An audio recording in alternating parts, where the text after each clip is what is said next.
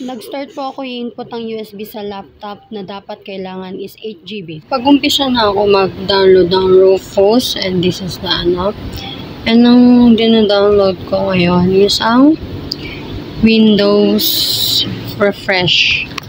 Here, ito na siya. Yung WinBlue Refresh. Ayan yung dina-download ko ngayon.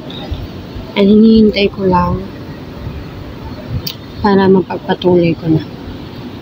Na po siya.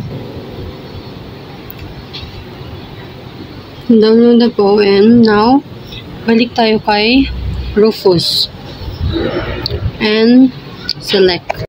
Nandito na ngayon na napindot na natin yung select, which is ito siya.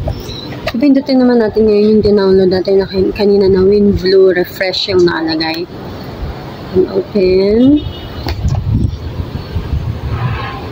Then yan. Hintayin po natin siya.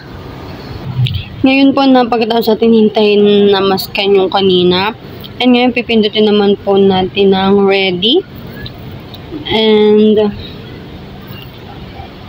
pagkapindot ng ready, may lalabas po na parang warning, which is i-click lang din po yung okay.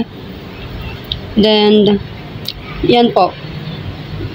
Hintayin po natin mapuno yan para po ma-reformat na po.